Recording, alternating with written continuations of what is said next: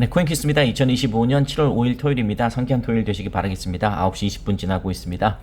새벽간의 움직임을 보도록 하겠습니다. 3037원 지금 얼마인가요? 조금 더 올랐나요?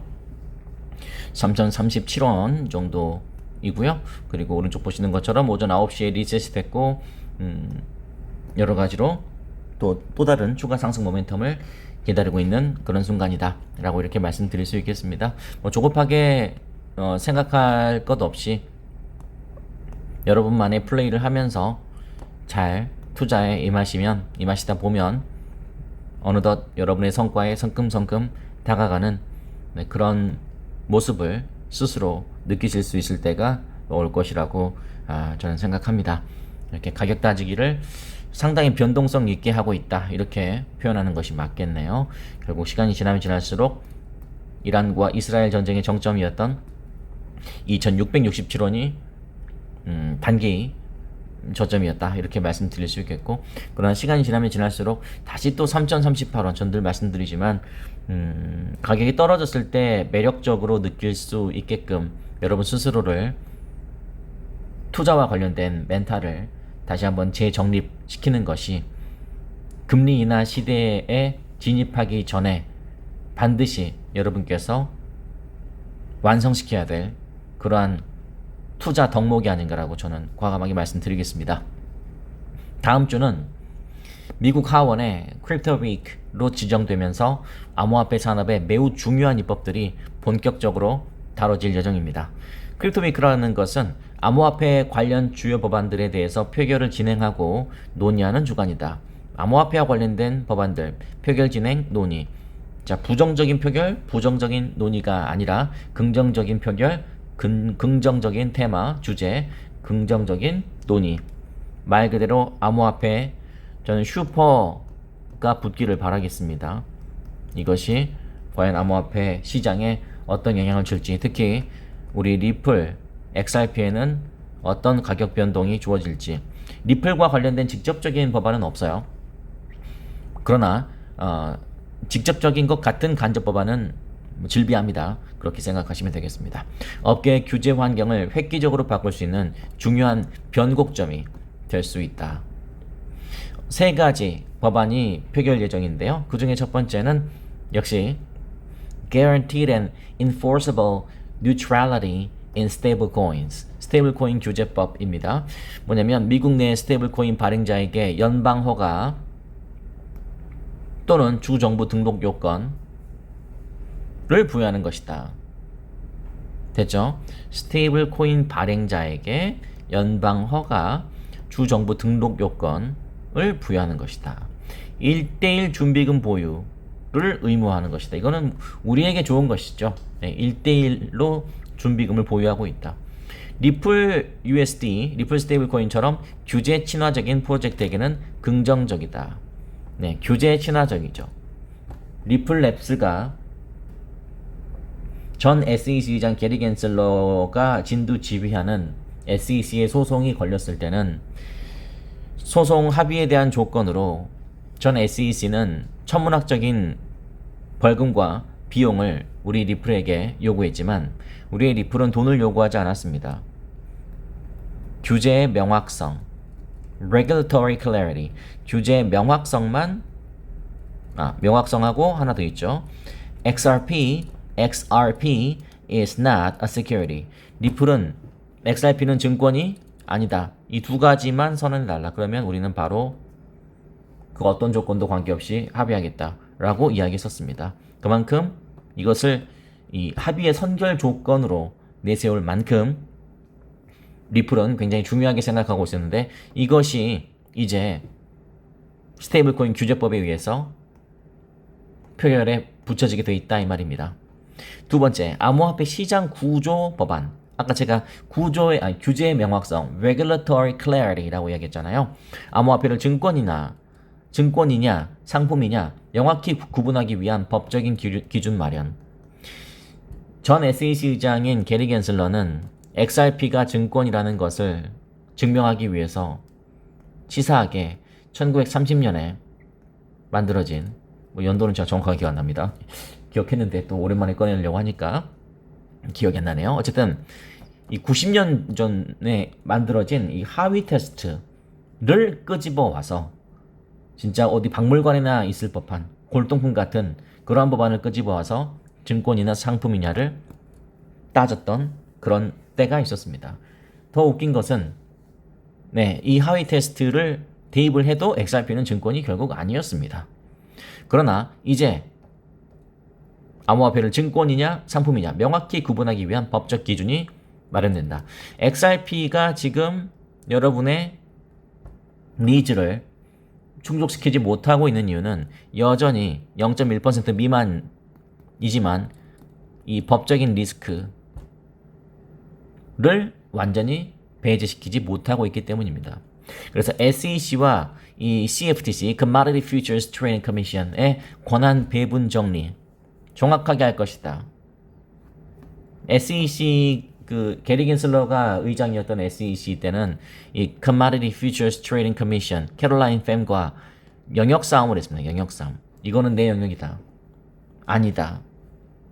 뭐 하는 건지 불필요한 낭비죠. 낭비였죠. 행정 낭비. 누구 영역이다. 저는 잘 들여다보시면 그 정치도 그래요. 보면은 정치인은 정치인이 하는 거죠.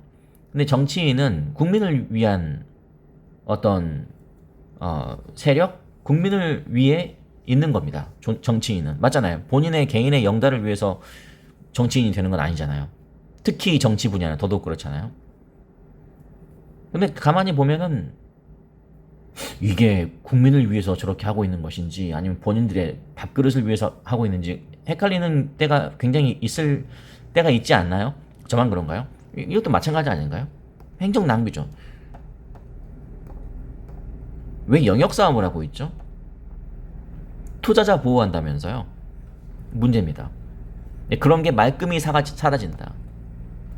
왜 중요하냐면 리플 같은 코인이 증권이 아니라고 확정될 수 있는 근거가 마련되기 때문이다. XRP는 법적인 리스크에서 벗어나면 벗어날수록, 그래서 궁극에 완전히 제로에 가까우면 가까워질수록 리플의 가치는 올라갈 것이고, 마침내 완벽한 제로가 될 때는 리플은 이제 날개 돋친 듯이 재평가를 시장에서 받게 될 것이다. 소송의 리스크 완화, ETF 승인에도 긍정적인, 당연하죠. ETF 승인 확률은 95%까지 올라갔다고 여론조사 기관에서 발표한 적이 있었습니다. 87%에서. 중요한 것은 87이든 95든 이 브레이크 갈링하우스, 리플의 CEO의 마음에 ETF 발행 ETF 뭐라고 해야 될까요? 승인 확률은 100%다라고 이야기할 수 있겠죠. 아니면 그 Central Bank Digital Currency, Anti-CBDC Act, 이런 것들, 정부의 지나친 감시나 통제를 막기 위한 프라이버시 보호를 목적으로 안티-CBDC 금지법도 만들고 있다. 중앙 디지털 화폐를 발행하거나 일반 국민을 대상으로 사용하는 것을 금지하는 법안, 이 세 가지가 골자입니다. 이게 왜 중요하냐면 아까 말씀드렸던 것처럼 정리하자면 규제가 명확해지기 때문에 그렇습니다. 기업, 투자자, 은행 모두 예측 가능성이 증가할 것이다. ETF 승인 가능성이 올라가고 있죠. 특히 이제 XRP, 우리는 리플의 ETF, 리플과 같은 코인의 증권 리스크 제거 가능성, 이게 우리한테는 제일 호재죠. 그래서 다음 주가 크립토 위크라고 정해져 있지만 슈퍼 위크가 되길, 우리 리플에게는 슈퍼 위크가 되길 바랍니다. 그래서 만약에 이게 긍정적으로 암호화폐판에 영향을 미친다면 특히 리플만 도드라지게 그 가격 상승이 돋보일 가능성이 여러분께서도 지금 판단이 되시죠? 스테이블 코인 산업 본격 확장 기반을 마련한다. 역시 리플 USD. 그러니까 모든 게 다 직접적이진 않지만 은근하게 지금 걸려 있어요. 리플이, 그죠? 리플 USD 스테이블 코인 걸려 있죠. 그다음에 증권 이슈. 결국 증권 이슈를 증권 문제를 사회에 이슈화 시킨 것은 리플 XRP잖아요. 정리하면 크립토메이커는 미국 암호화폐 산업에 법적인 기반을 부여할 수 있는 역사적 한 주가 될 가능성이 크다. 특히 리플 투자자에게는 SEC의 규제 권한이 약화될 수 있는 구조법 통과가 핵심이다.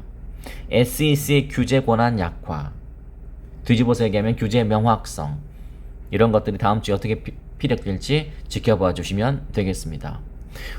어제 옵션 만기일이었죠. 옵션 시장에서는 비트코인과 이더리움 7월에 급등할 것이다에 베팅하고 있다. 비트코인 미결제 약정 중 절반이 13만 달러에서 14만 5천만 달러 콜옵션, 그리고 8만 5천에서 9만 달러의 풋옵션에 집중돼 있다.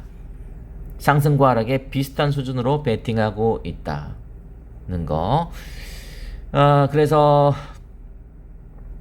미 연준의 금리 결정, 거시 데이터, 지정학적 이벤트 등이 뒷받침될 경우 금리 결정, 거시 데이터는 뭐 말 그대로 거시 데이터, 지정학적, geopolitical, 비트코인 옵션 시장도 긍정적 방향으로 움직일 것이다.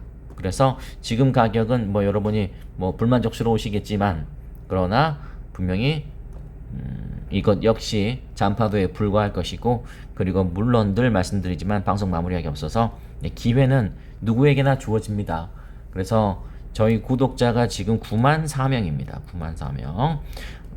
어젠가 엊그젠가 9만 80명이었나요?